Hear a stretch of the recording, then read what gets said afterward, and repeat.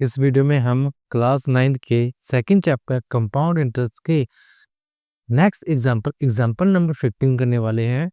Ladies and gentleman, good morning, this is exam. चलिए शुरू करते हैं।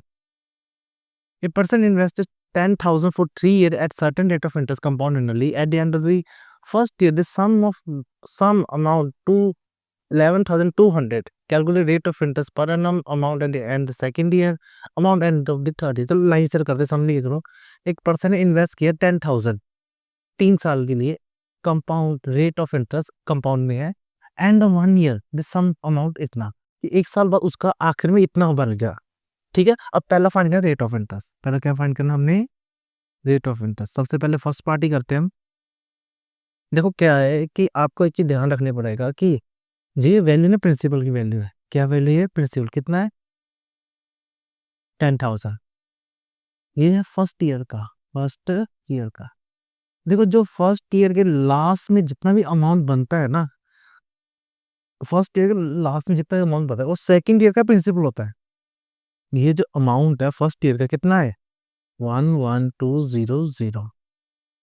ये अमाउंट है फर्स्ट ईयर का, पर यही अमाउंट सेकंड ईयर क्या होता है? प्रिंसिपल होता है। तो सेकंड ईयर जो पी है ये 11,200, पर ये क्या है? सेकंड ईयर का। क्या है ये?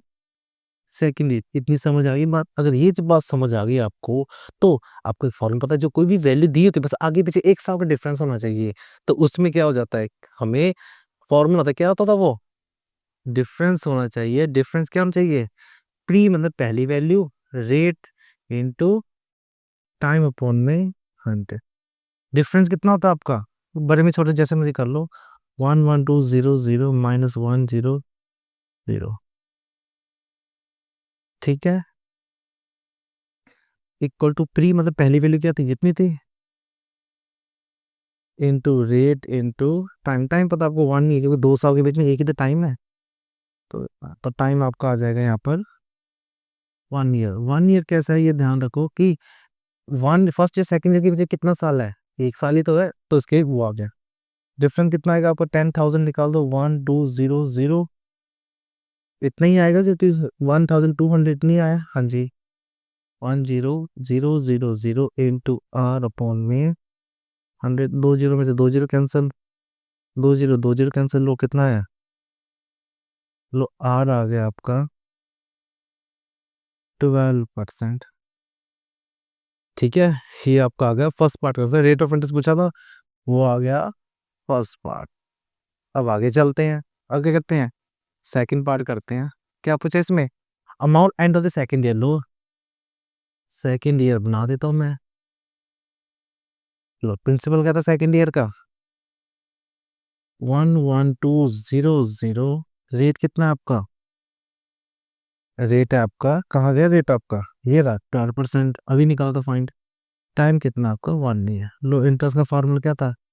P into R into T upon में 100। इंटरेस्ट का फॉर्म पी क्या आपका? 11,200।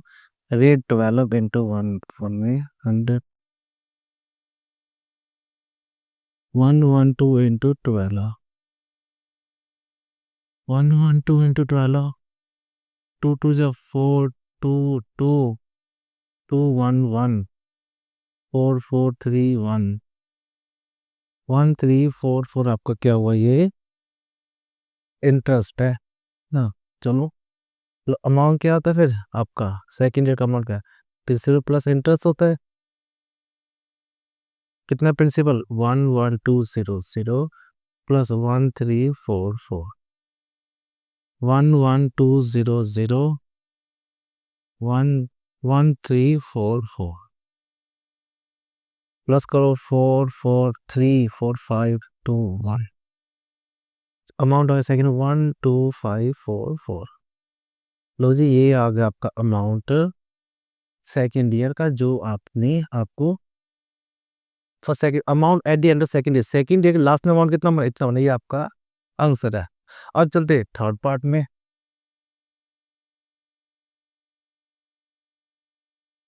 क्या है? Amount at the end of third year. Third year का अमाउंट पूछा है। लो थर्ड ईयर बना लो। थर्ड ईयर में क्या होता है, यही जो होता है ये प्रिंसिपल होता है। पे कितना है आपका 12544।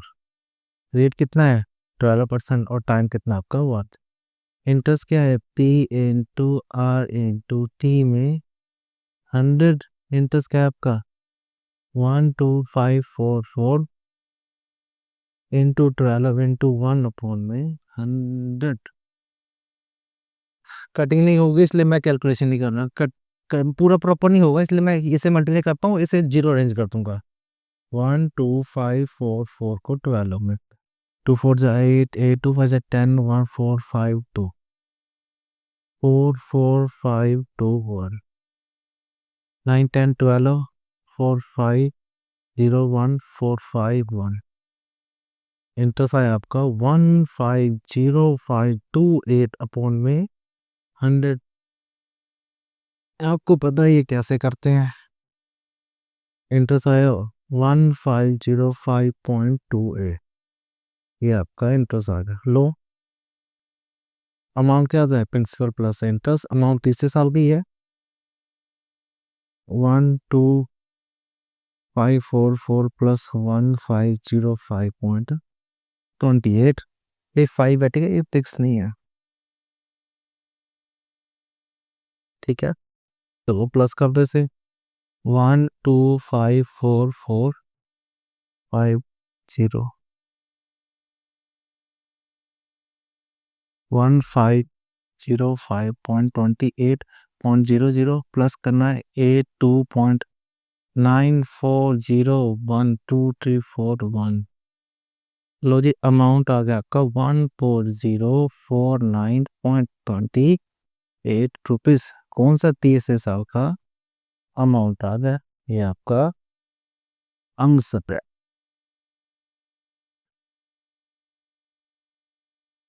बस बिल्कुल इजी इजी सा सम था। अगर आपको सम समझ आ गए अपने व्यू कमेंट बॉक्स में जरूर लिखिए ताकि मुझको जजमेंट हो आपको समझ आ रहा है।